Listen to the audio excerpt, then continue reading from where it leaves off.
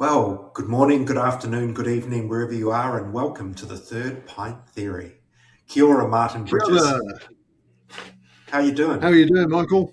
Look, well, if you're watching this on the video, you'll see I've got a woolly hat on, and that's just not because it's turned slightly southerly and chilly here in Taranaki, but it's rather than having you look at a little head wound that I've got.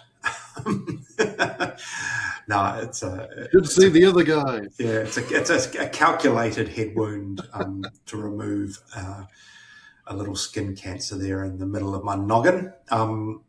It's interesting when you have something like that. It's benign, by the way, so I will live to do another podcast. But you soon learn how much you use your forehead when you've got some stitches in it. Yeah, like first few days I couldn't laugh. Like laughing was hard. So obviously I'm doing okay now. Anyway, enough about me. Furrowed brows. Yeah. Look, we're in the middle of April, or towards the end of April, and in the middle of fresh hop season. We're not talking fresh hop specifically today, but we will. But I thought, well, we may as well just share what we've been up to. Have you had any amazing freshies, Martin? I've had probably more this year than I have done in previous years, and that was partly because I was fortunate enough to be invited to help judge the Behemoth Fresh Hop competition. So they had 28 different fresh hop beers. I didn't get to taste all of them, but I did get to taste quite a few of them. Did you get to taste that winning beer, the St. Leonard's Bog Pilsner?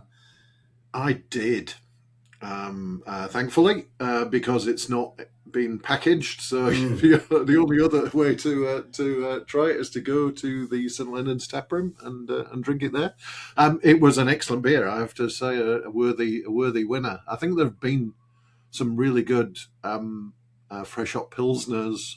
Yes. Around this time. What was interesting was that there weren't that many entered in the competition. So it was mainly New Zealand IPAs and hazy IPAs. Certainly on our table, we just got IPAs and hazies. But there's interesting. I think the quality is generally up this year. I'm not basing that on anything. It's just kind of rough feel.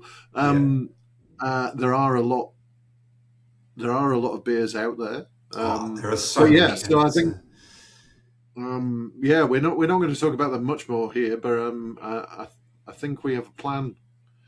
Yes, Michael. Yes, we have plans. So stay tuned for a special fresh hop presentation from the two of us. Early doors. I'm in love with the Parrot Dog Fresh Hop Pilsner with Rewalker hops. I do like the Pilsner style and West Coast Pilsners for fresh hop. As long as they're nicely balanced, I think they can showcase everything you want, but without they can be really intense beers, fresh hop beers, and I've found you can't kind of guzzle them. Seriously, that Waimea Bay one from Mount Brewing that was third in that fresh hop event. I think I don't put a stopwatch on how long it takes me to drink a can of beer, but I reckon I sat on that one for close to an hour the other night because it was just so full on it was a total sipper, and every sip was really intense. And what I found over the course of that hour was how it changed quite dramatically from really bright and punchy and mellowed out to become more sort of sweaty and dank. It was, I advocate taking your time over them. I would absolutely agree with that because I've noticed, and I don't know whether I've noticed it more this year. I don't know whether that is something about the fresh hop beers this year or not. But there's quite a few where I've had some not necessarily all that attractive first impressions in terms of aroma and taste, but that they've kind of settled down over time. So I think certainly in the judging we had that on a couple of occasions, and in my own research since then. I've had that a couple of times as well. That kind of first impressions have been, I'm not all that keen on this, and then over time, some of those less desirable characteristics have kind of gone away, and we've got a more attractive beer underneath. So I think I've noticed a couple of the IPA type ones have been really quite oily. Which is what you would expect, yes, possibly. I think so. I think you want that, and that adds to that intensity, because it's just the textural element comes into play. I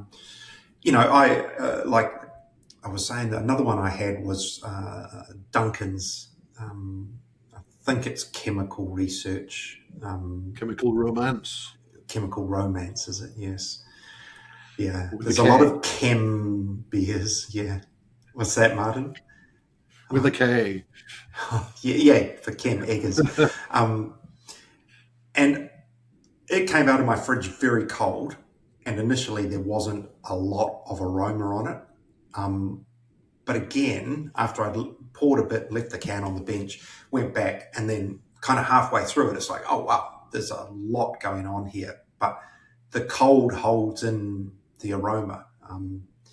And, I think that's just another thing to be aware of with them, that you get your best out of it when, especially the IPAs, when they're not meant to be 4 degrees straight out of the fridge, So yeah, I think there's a lot of good ones out there. And there's still, I think maybe this week, we're kind of towards the end of April now. They are the last few might be popping out this week, including ones from our subject of our interview today, McLeod's. Their 2 fresh hop beers are on tap at the Pizza Barn, I think, at the moment, and the cans should be making their way around the country this week, I think. Yeah, brilliant. No, I think anyone who's listening, you're in for a real treat, I think. And we say that nearly every time because we think we're great at what we do and we have good interview subjects. But honestly, Geoff Gwynne, one of the co-owners of McLeod's, sat down with Martin at the Pizza Barn.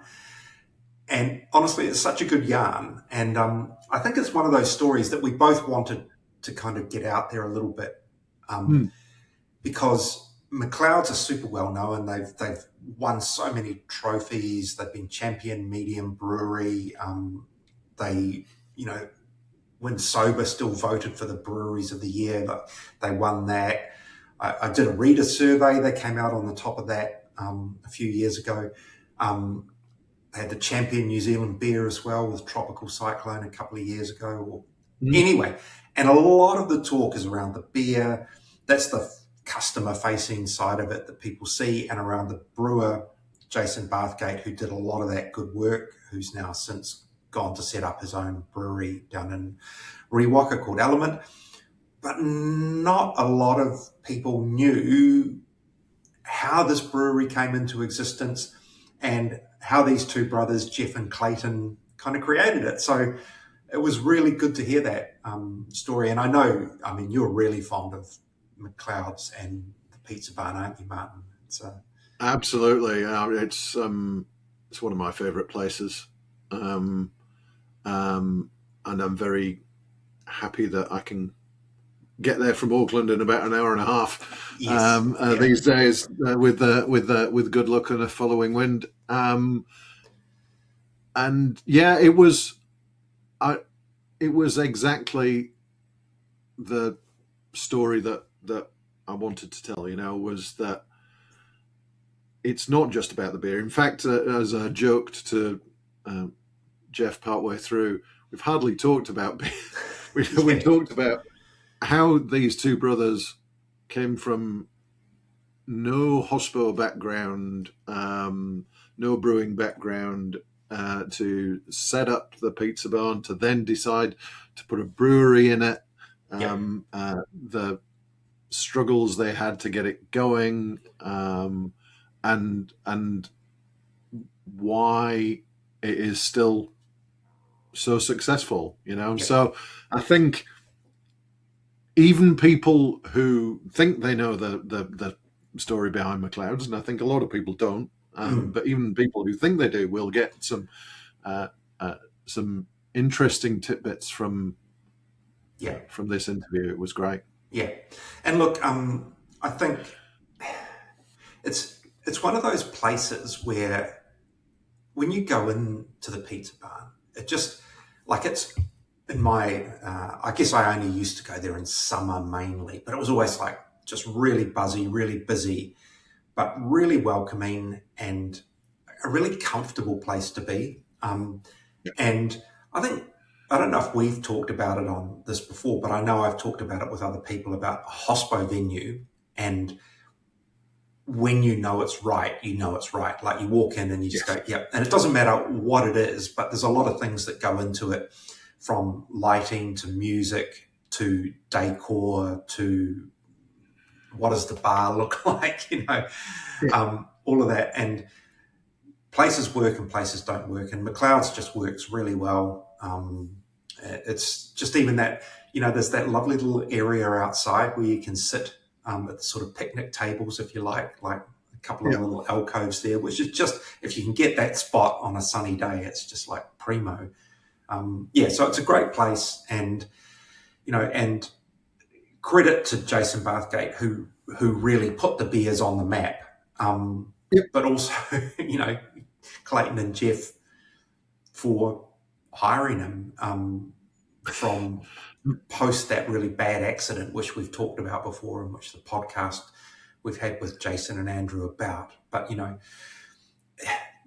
wouldn't say it was a risk to hire him, but, a little bit. Here was a guy who'd had a really traumatic incident in his workplace and had been laid off work for ages, lived in the area, had not really taken on that head brewer job, but they invested in him, and he just did amazing work for them, Absolutely. But he could have only done that because that place existed, because of what Geoff and Clayton had gone through to get it to that point, to at which then Jason absolutely took it to the next level. So I think it's a really great story.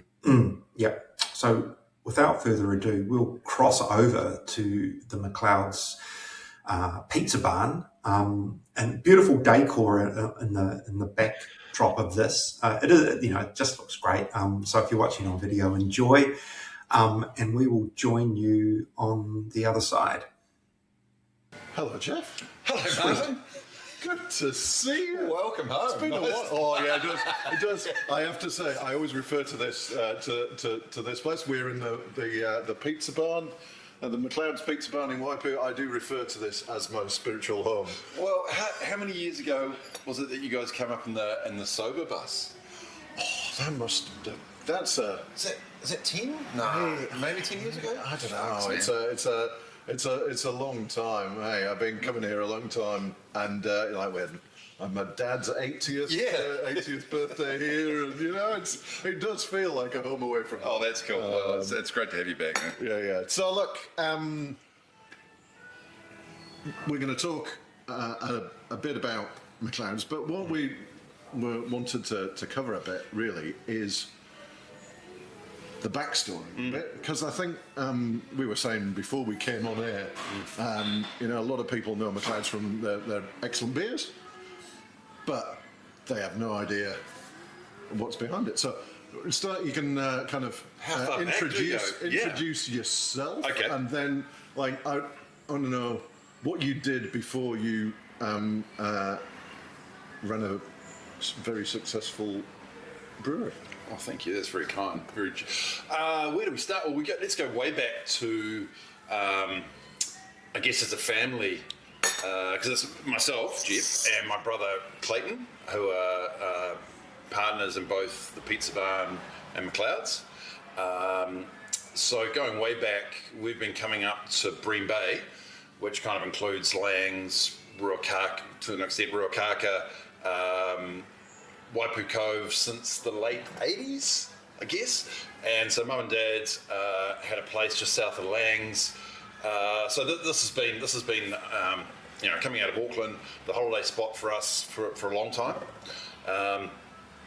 And at that point, if we're talking late 80s and 90s, the old man, Gary, who's got a background in advertising, had pitched an idea to Swan Dry, which evolved into Rod and Gun. So he started, he came up with the Rod and Gun idea and started what was called Outdoor Heritage then, in the late, would have been the first store would have opened just after the 87 share market crash, so that would have been October 87 in Queenstown. So I guess Clayton and I's background is in retailing and clothing, which Clear overlap with beer. Yeah, well, sorry. I mean, having been a student in Dunedin for 5 years, this is a different time when, it wasn't quite as pricey to be there. There was always beer in the background, So, in fact, I remember Emerson's being opened in 93 when I was down in, I think it would be 93. You'd know more than that. That was probably about right. Maybe it was a bit earlier than that. But I remember, seeing signs pop up when I was living in Queen Street, which is not far away from the original brewery. I think it was about that. So, anyway, beers. Who knew that I was going to Otago to practice and follow what was going to be my livelihood down the track, in terms of not Spades. Ever. Not that there's anything wrong with Spades. It was just too sweet for me. It was just too sweet. I was starting like a classic guy through and through. So that was where we kind of worked through the 90s until we escaped that business. The old man went off to do other things, and in 2000, Clayton and I sort of got out of the clothing, which was manufacturing and retail, got out of the clothing thing and did a bit of OE time, and came back, and having worked together for so many years, were looking for an opportunity. And we've been coming to this is the old post office for anyone that hasn't been. I'm sure there's plenty that haven't been up to Waipu.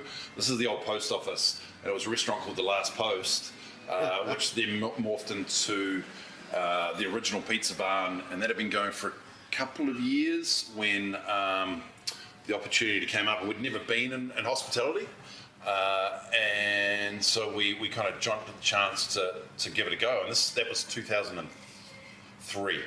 So this will be our 23rd anniversary here on the 1st of August 26. So wow. Yeah. So and I guess initially when we got to the barn, worst game of scissors paper rock over lost, because I got thrown into the kitchen. We just couldn't find the people to do it, and Clayton has always looked after the front of house / bar, and we dived deep into it and worked our asses off, because the initial idea was for one of us to go and open another branch somewhere provincially, somewhere else, because it's a very, again, for anyone that's been here, it's a very kind of rural provincial idea. Yep. I guess in my mind it's a country pub. Yep. But then once you get families and you fall in love with location, the Northlandness of it, we kind of had to figure out something else, because the barn business, the restaurant business, really just wasn't big enough for the both of us, which is where the idea for the brewery came along. You said that you'd not done hospitality before, and we a joke about like the clothing business, and like, what made you think, I could run a bar? I think there was this idea of because Rod and Gum was men's clothing at that point in the 90s and into the 2000s. It was a bit of a grind. It was a really hard grind, but I guess in a weird way we saw this crossover in ideas. You know, the rural idea here of the inside, you know, as you've seen on the War Mountain with all the McLeod's tartan and this kind of coastal rural idea. So maybe there was a bit of a connection there. Maybe that appealed to us, and it was just it was just a way to, in a very I mean, looking back, it was very cheap to get into, you know, right. comparatively, and so it was a way for us just to try and figure out a new business, and for us to teach ourselves how, you know, if it might work.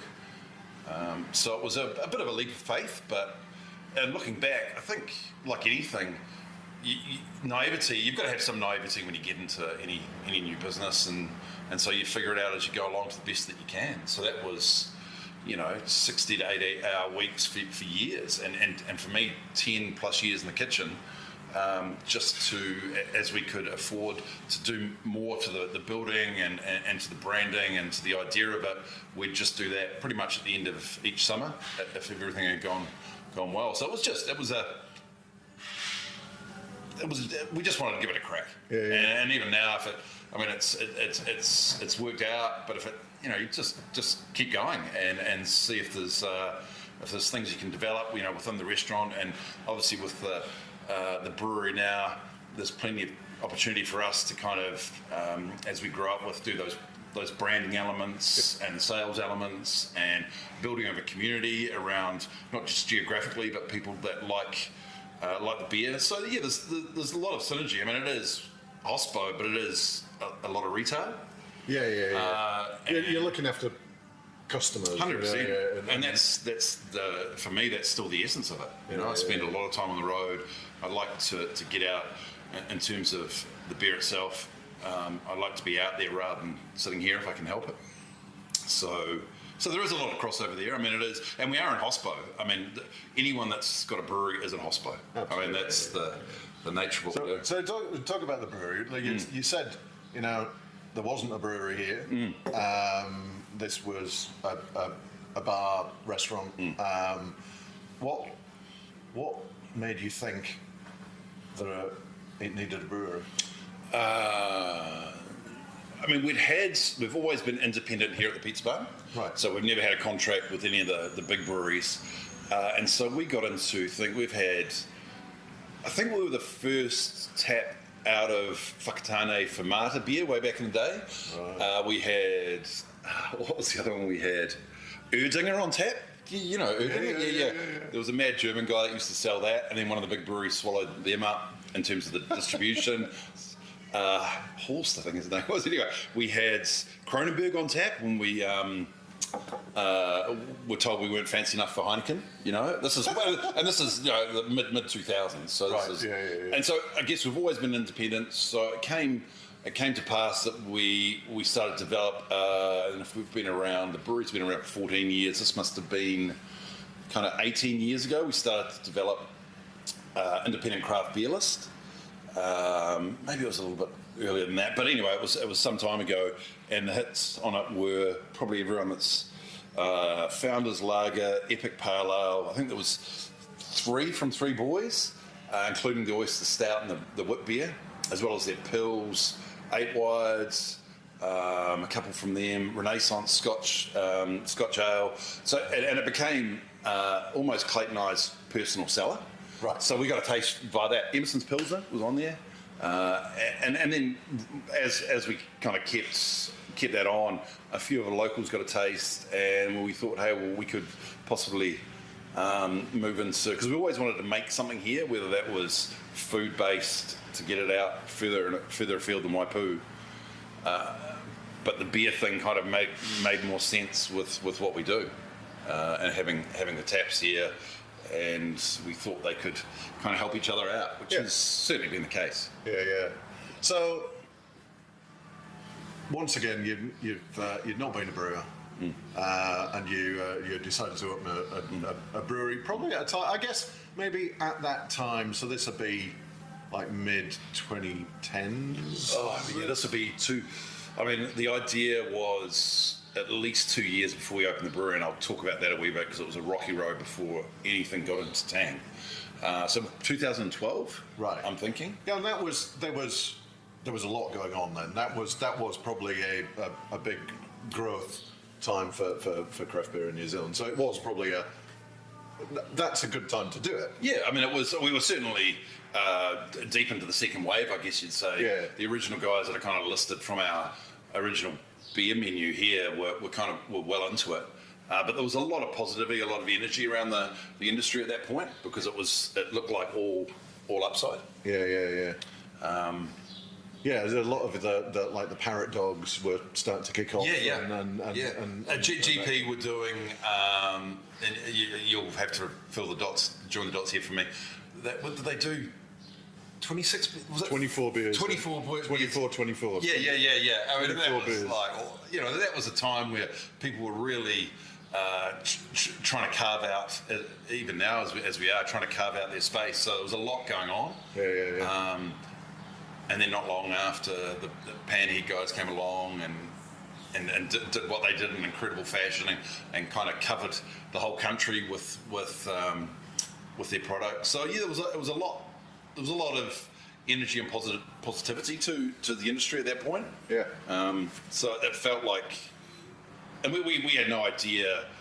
The plan was just to initially have it being poured here, but again, beer, as we quickly found out, is a game of scale. So you need some scale to it, and that's kind of how it developed. So how did you said it wasn't an easy road to opening a brewery? How did that go? Yeah, well, because neither Clayton or I are brewers. So our original brew partner we ended up. Well, it was a bit of a fantasist, pathological lie, I guess you'd say. So that was okay. Yeah. So the brewery took probably it was on the water for over a year, and having been paid for, and so it was a really tricky way to start because we didn't know at that point if the kit actually existed. And I mean, my feeling now is we were probably paying for something in the background before. So we were green and we were naive and we learned some lessons around that pretty quickly. And so once the kit was here, we had to look for a new partner before we'd even brew anything. So there was a gentleman who we'd met at the beer spot in the very early weeks at Northcote, which must have been 10, have to be, actually it was maybe before that first beer spot opened. And he had worked in various places, and he kind of swooped in and helped us get it going, and just really saved the day, because we literally didn't know what we were going to do. It was a really precarious situation for both the barn and whether we were going to get the brewery going. So Mikey swooped in and got us moving. Unfortunately, he passed away suddenly and unexpectedly, so that kind of put us in another position.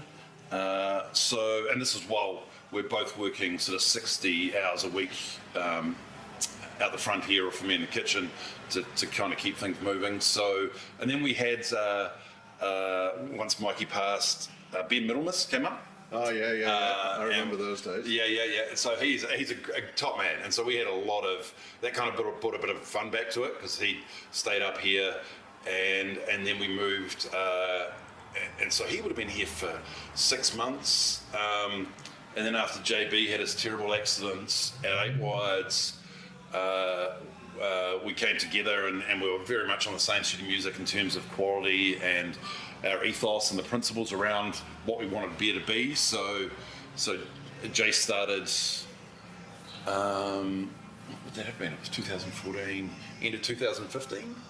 Right. Yeah, so it was, and that's really when it started to take shape, because of his skill set, really, and Clayton and I are looking after the other side of the business in terms of the branding and the trying to get some sales out of the market. So Yeah, I think that's the highlight package. I don't know if I've explained that particularly well, but it was and at the same time, my son had a brain tumor, and so he was in Starship. So that was another little bit underneath all the other stuff going on, and he's absolutely fine now. We were talking. He's just come back from.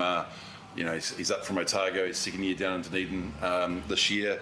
So there was lots going on, and I guess like so many small businesses out there, you keep going. You got to keep going because everything's on the line.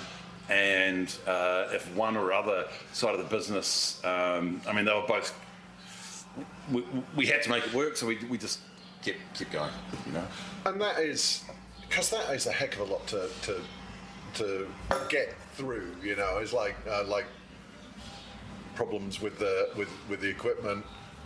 You get over that. You get a brewer. The brewer passes away. You get another brewer in for a short period, and then somebody parachuted Jason Bathgate down from heaven. Yeah. And we came.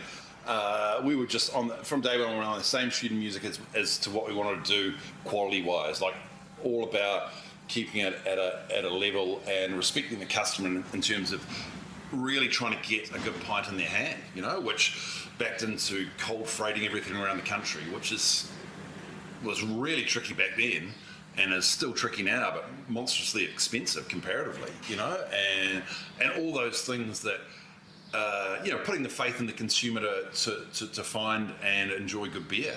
And that was, I feel like that's the foundation, and it remains so. So, it was a lot. Yeah. And but again, what do you do? You just keep going, Was it ever difficult to persuade an audience in kind of this part of the world to drink craft beer? Oh yeah, very much so. This is even though we'd had, we were independent, we still, had Steiny on tap. As I say, we had Kronenberg on tap. Spates Old Dark we had on for a lot of years, and it's changed a wee bit now. I think they've dropped it down a few clicks, but that was a great beer. But for the first, when Longboarder came on, we were like, the guys, you get abuse. What the fuck are you trying to serve me? What's this stuff? And now we get high vis guys coming on a Friday drinking pink Berliner Weisses. It's quite a dramatic change, because that was, if you talk about Longboarder as our flagship, man, that was a big leap for people to make a change. But having said that, they knew us, they knew what. I'm talking about the local people around Waipu, and they supported us, But it was we had to convince people, not on a you've got to drink this, just in a hey, give it a go, see what you think, and a very slow. You choose. Like, we're not going to tell, it's your throat and your money. We're not going to tell you what to drink.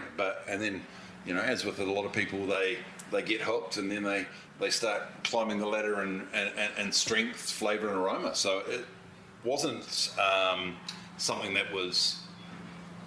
It wasn't immediate. It took a wee while to get people into the idea of the beer, really. Yeah. Locally, and then Northland, different story again, because mostly, especially back in 2014, 15, mostly contracted, mostly to line. In this part of the world, people were baptised in line red, So it was really, it took time to, and not. This is just the nature of the business, and we couldn't just go in and they'd say, look, we've got the space for you. It took years. So you just, I guess for us, it was always just stick to our guns. We were very well supported early in the piece, connecting with Punky and Christchurch, who have always been exceptional for us down in the mainland. So Christchurch, Welly, those, especially with JB on board, those people knew, they kind of looked sideways and would actively search out our beer. So we were really well supported in far-flung places way before Auckland, and weirdly way before Northland. Yeah, I guess it's Northland did feel like like craft beer spread up from Wellington to Auckland and then kind of stopped. For a long time, it felt like if I came up north on holiday, you weren't seeing much anywhere. But is that starting to change? Massively changed. Like I mean, now, and not just us. There's Ben at Hebbins Brewery. There's guys at Fat House, Glenn at Q Brew. I mean, you've got, I guess, also following that the trend of hyper localization around the country. You've got a lot of guys smaller than us, and people's minds. Yeah, it's a much different landscape now. You've got people like Honays and Russell, the Duke have us on. So there's that idea, especially since COVID, of supporting localizing what you're doing it's been a massive change, and it's a hugely different landscape to what it was when we first started, which is great. That's really cool. I think also that you got a bit of a boost from winning awards. Oh, yeah, 100%. Absolutely, because it just gives people a little bit of confidence in their purchase, and awareness, and that's a big part of. I mean, you'll be able to tell me how many breweries there are, independent breweries in New Zealand now, but that's a big part of it being recognised. I mean, it's not the point of the exercise by any stretch, but it definitely helps you being put in the spotlight and being an option in people's minds. Yeah, and I think that visibility is a key thing. I remember in the old days. In the 2007s and whatever, when it was the Founders and Epic Pale Ale and whatever, you could go into a bottle shop, you can go and there'd be, and look at in the craft section, and there'd be like half a dozen. Even if there was a section. Yeah, if there was a section. Yeah, if you were lucky enough to go into one of those few bottle shops that had, and then now, my local Pack and Save has 200 beers. Which one's that? Albany, Pack and Save. Oh, yeah, huge. Oh, Right? The awards certainly helped, I think, in standing up for that, and it also is a recognition, as you say. I think that focus on quality that's what quality wins awards. Yeah, and even more so than just brewing a great beer in the brew house is taking responsibility for getting it into people's hands. Yep. And really putting some emphasis in saying, hey, we've made a great beer and we're going to get it out the door. How do we make sure it stays brewery fresh until someone drinks it? So. I mean, we're so grateful for the following. I mean, we're still a very. I consider us a pretty boutique brewery. I think the perception of McLeod's. For a lot of people would be it's much bigger than it really is, right? Because we're still in that medium, at the bottom end of that medium-sized brewery in New Zealand. So we can, and that allows us to kind of stick to our guns because we're not having to push pallets out the door just to keep the machines full. Right. I mean that's my feeling, because I don't know how the bigger guys in the independent brew game work it, but being medium small can be a real advantage, especially when the market kind of dips away. Yeah, because it's been a bad couple of years. Yeah. It's just, and I got to be honest, it looks like it's going to be a really crunchy winter again. When we kind of were high-fiving, and again, not just in beer, but just across small SMEs. It's we were kind of high-fiving to get through last winter. But it looks pretty grim again. But again, we just got to adapt and keep moving. How was summer? Summer up here, in terms of beer, or just in terms of beer, I think the sentiment out there would be not as big as we would have hoped as an industry. But that's a wee bit to do, or a lot to do with disposable income. Yeah. I mean, here at the barn, we have we call it the 2 weeks of terror because it's just chocker, but it's about how long after mid-January you're getting people through, and it seemed to finish quite early in January. People went back to work early, so yeah, we've been hoping for that mega summer, I think, across the board as an industry for 2 or 3 years now, and not quite, but hey, we'll take whatever we can get, because once you get to the end of April, the tumbleweeds form pretty fast, around here, but also in beer consumption, really. Yeah, I think so. This is a really interesting place, I think, from that perspective, because you've got, for those of you who don't know, Waipu, north of Auckland, about an hour and a half drive north of Auckland these days. Yeah, on a good day, yeah, absolutely. With the new motorway, but it's big, huge tourist area. Down at Waipu Cove, the big campsite, and a lot of people staying around here. So your summer peak is massively hyper seasonal. Yeah. So I think,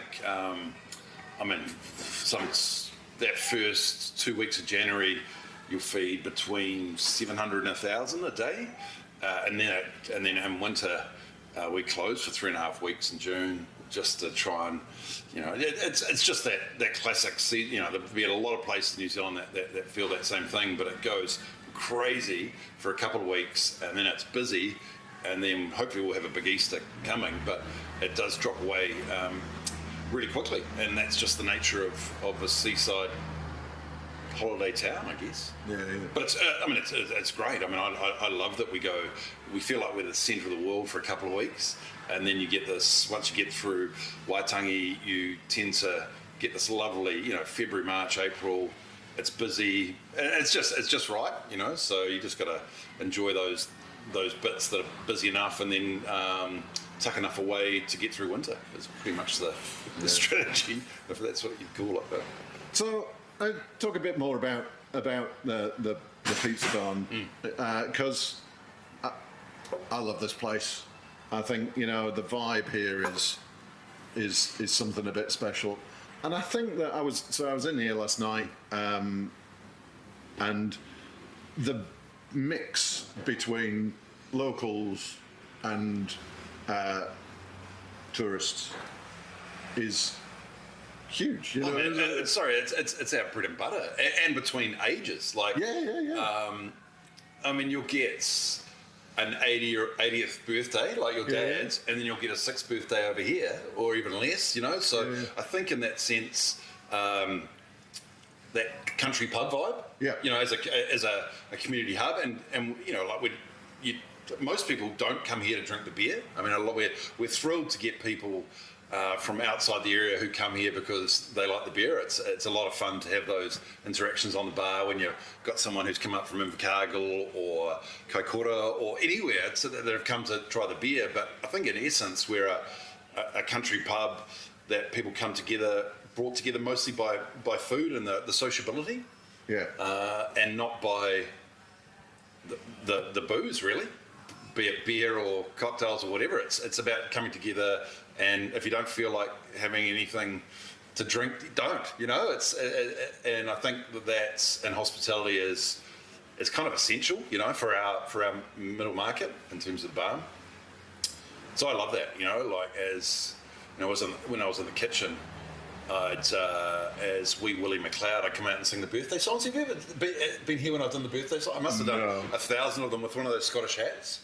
And my wife was in movies. She worked in movies for years, so she had these kind of crazy hillbilly false teeth that I put on and sing the happy birthday songs. And so it's kind of having a bit of fun at your local, and in a very much. It's not a late night place. I don't know what time you left last night, but it's kind of all over here, even in summer by 9:30, 10. It's classic Kiwi country pub with people coming together, using food as a thing that brings us together. But obviously the beers. It's lovely to make the beer on site because everything's made here, and have that as ours. When I say not Clayton, I mean ours. As a village, as a very much a Northland brand. That's the fun stuff, because you have wicked conversations across the bar with people from all over the world. And when you travel, a lot of your conversations are bars with the locals or at shops or when you go out to eat, So I get a massive kick out of people coming here. I'd much rather stay here and talk about beer and stuff than hit the road, but it doesn't quite work like that, Yeah. It's good. Yeah, it's a lot of fun, and we still get a massive kick out of it. I mean, it's hard times, but I don't think us as an individual business or brewing is any different. I mean, we see a lot of different people in a lot of different industries here, and it's tough out there, and we just one brewing's in that zone. Yeah, I think what was really I loved. I was sat out the front with Clayton. Oh, with the High Council of Waipu. With the High Council, I felt very honoured to be part of the front doorstep crowd, and just the number of people that it's like. Clayton knows everybody, I think, but it's just it does feel like the hub of the village, and I think that's not something that you can make happen. No, and I think us working like we have in the business for so many years, you build those relationships. Yeah. So for those who've not been to the pub, you absolutely should. But can you describe the vibe? Okay, well, I mean, I guess it's like country pub's always been our thing, much modelled on UK. Represents the village, celebrate it. I mean, the story of Waipu, for most people won't know, is a classic immigration story where, following Norman McLeod, this is the settlement block. Norman McLeod donated all this land to the community, and then the post office was built on it. Right. So my surname's not McLeod, but we wanted to celebrate the heritage of the area. I mean, it could have been Scotland, McLean, Cooper. I mean, there was 20-something families that came. The boats were built in the Ullapool, went to Nova Scotia, where they really couldn't set up a community, mostly because it was so harsh, and then ended up here in Waipu and set up a very successful community. So I guess the vibe of the place is we want to celebrate our coastalness with the surfboards on the wall that have been made by one of our friends, and then the ruralness of the history of Waipu, which is that Scottish immigration, all self-funded. They built all their own boats and came out here and grew a very successful community. So we have the Highland Games here every year.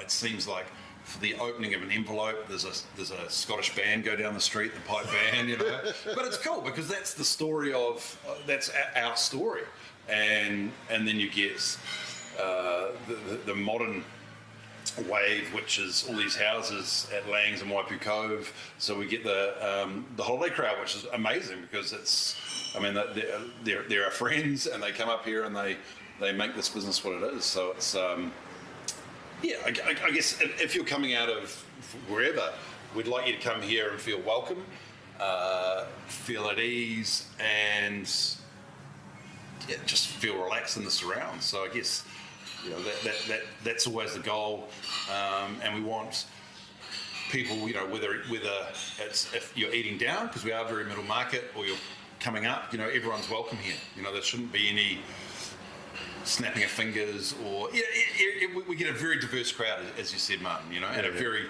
diverse age range within that crowd. So I'd hope that everyone feels welcome to come here. That to me would be the essence and the spirit of the place. So we've not talked much about beer. No, that's right. You're having a day off. This is for a beer podcast. Yeah. We've really not said a lot. Yeah, but having said that, the beer and everyone, I would suggest, because when I go outside of Waipu anywhere, I want to drink their beer and hear their story.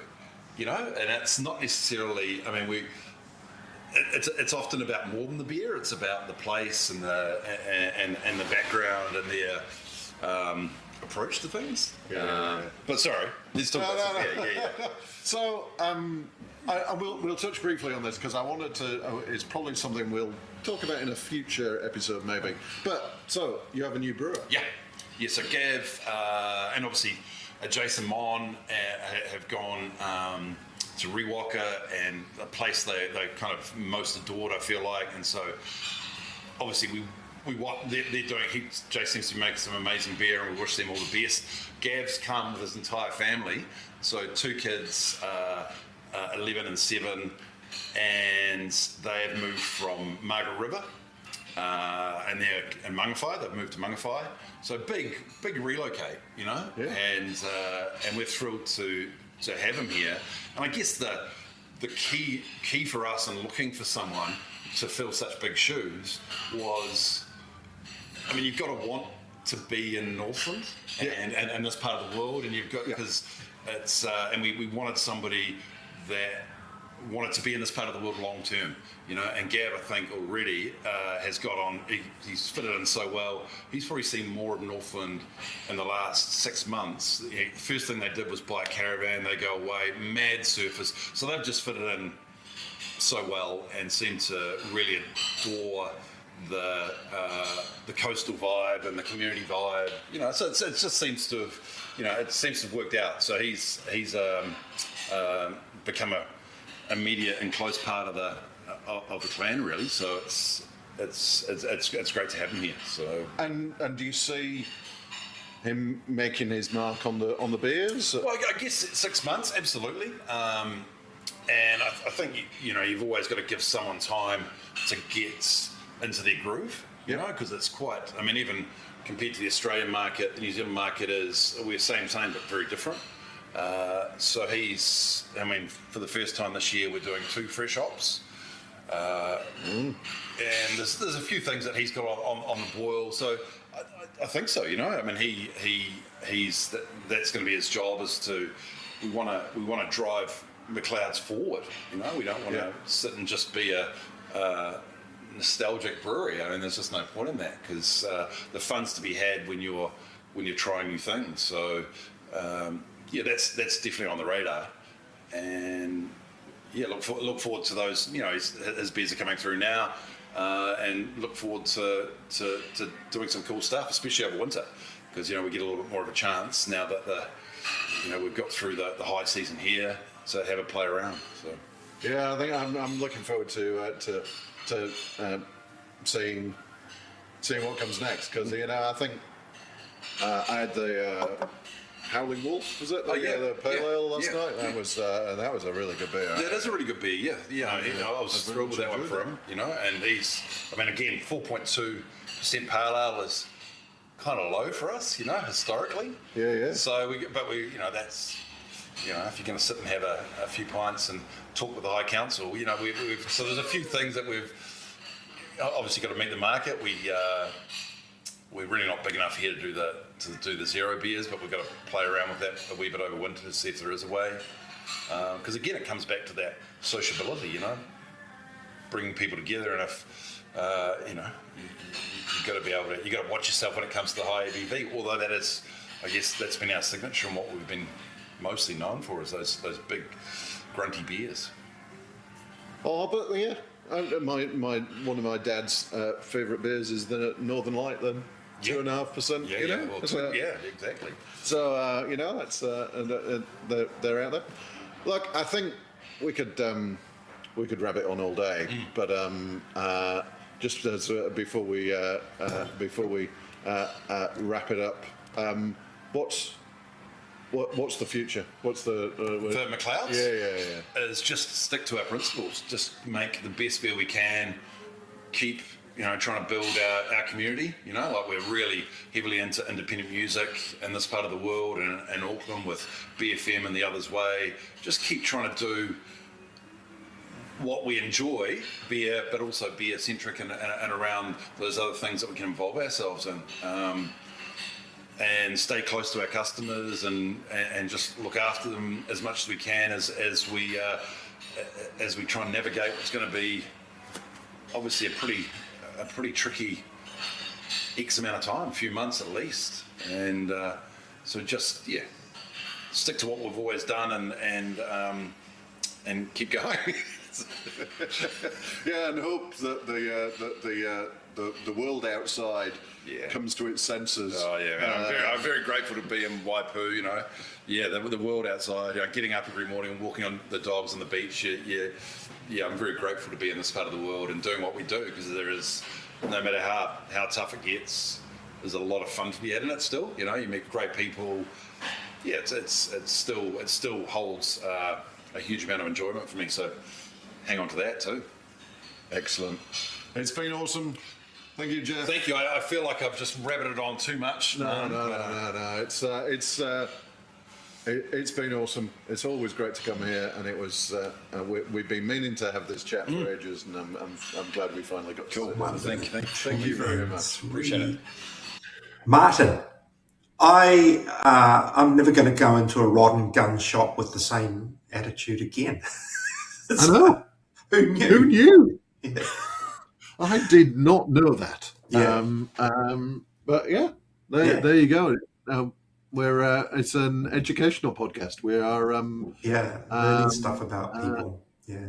Yeah, I think it was how I still don't quite get my head around how you go from, hey, we're doing fashion manufacturing and retail, and I'll tell you what, let's open a pub. Yeah.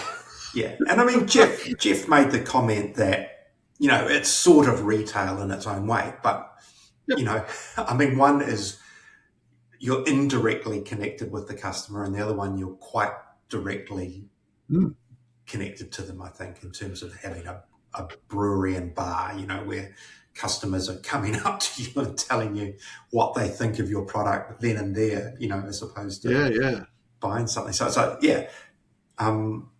I did like his comment about when they introduced Longboarder Lager, and that people were sort of like rebelling against it. And but I think he said something like, once people start climbing that ladder, they get on it and they start climbing it in terms of strength and flavour and aroma. And I think it's a really good description of how you progress through craft beer. It is a bit of a ladder. In that regard. I think so, and I think Longboarder is still so important to McLeod's. Is still, they get that huge range of clientele. A lot of holiday makers, a lot of locals. Yeah, some people some idiots driving up from Auckland to have 80th birthday parties. Yes, but it's a huge mainstay for them. I mean, it's a really great beer. It's not a dumbed down lager. It is a really a really good beer. But that tap range in there is fantastic. There's everything you could possibly want. And then if you go to the pizza barn and kind of sneak round up to the back, you can and there's all sorts of interesting things in the fridge. Yes, the fridge is great. Seen for a while. So I have to agree with you on that. The real gateway drug is the Longboarder, and it does get people on the ladder. I think that was great. Yeah, I do agree with you about the range of McLeod's. Like there are some breweries that are amazing, but they sort of have a lane that they stay in more or less, and it's the IPA Pilsner hazy kind of lane to an extent, or whatever their particular niche might be. But there are very few breweries that are really good at being eclectic. But doing it it's really hard to verbalize this, to be eclectic, but in a constrained manner. Like Garage Project are amazingly eclectic. But man, they do so many beers. It's like, it's like chasing little bubbles in the air, trying to, something comes out and it's sold out before you even knew it was there. Whereas McLeod's, I think, there's a really steady and well curated supply of different and interesting beer all the time. Anyway, that's just my 2 cents on that. Yeah, and I think it'll be really interesting to see how they develop, now with their new brewer on board, with Gav on board. He's been there for nearly 6 months now, I guess. And those were extremely big boots to step into, following on from Jason. But he seems to he's settled into the area really well, and I think that was really important. That came across to me as that was really important.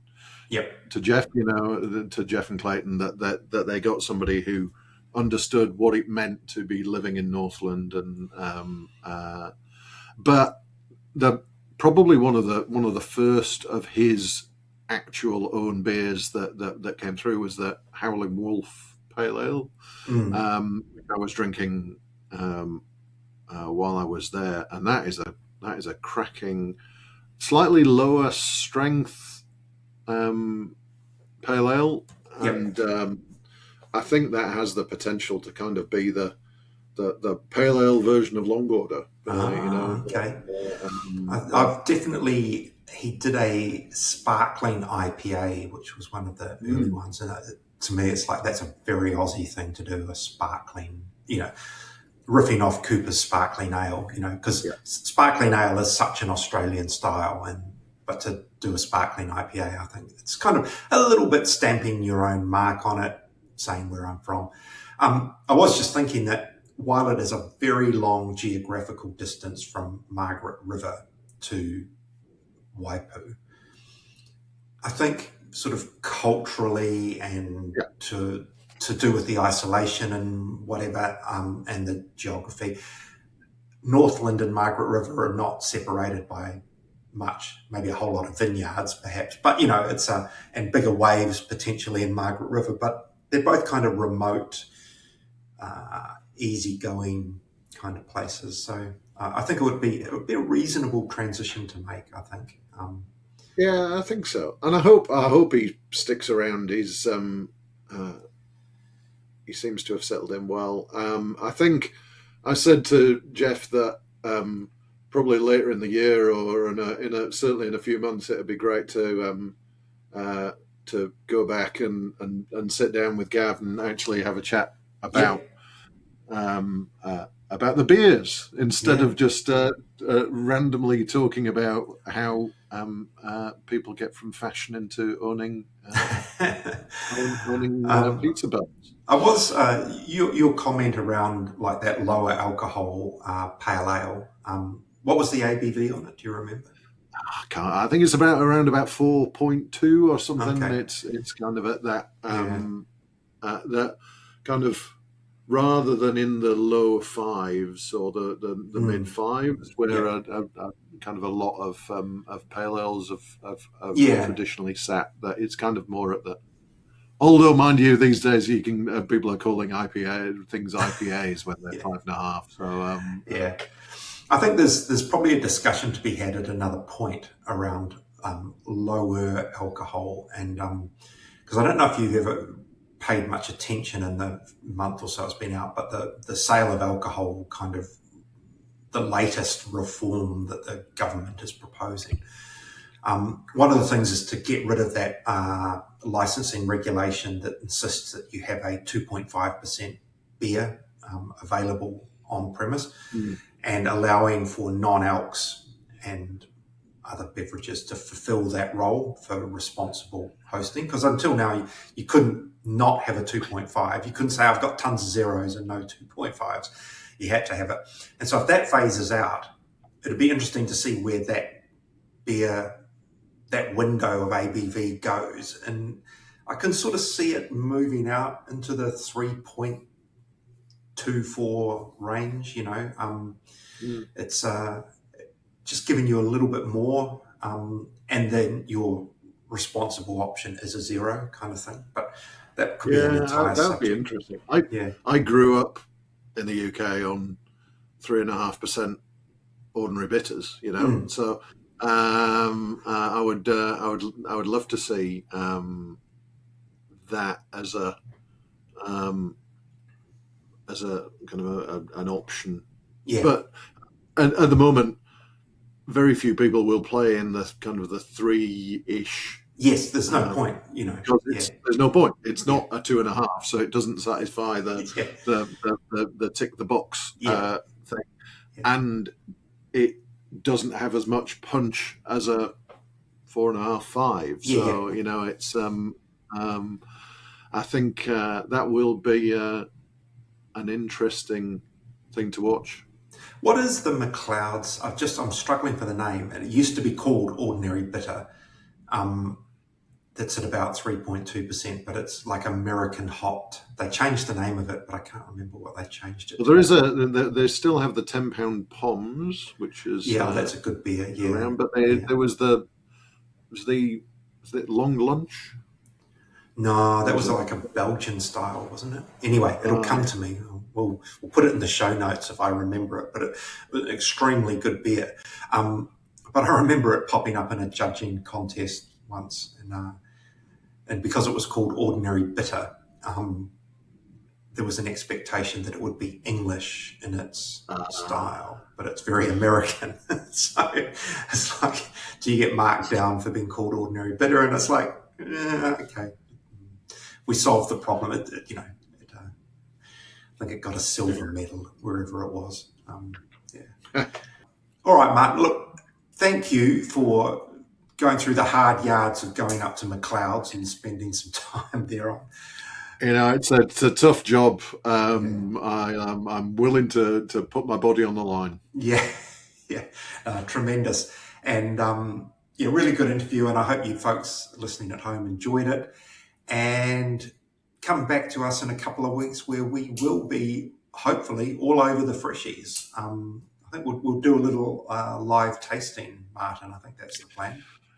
Yeah, I think I'm looking forward to it. I'm being very diligent in my research.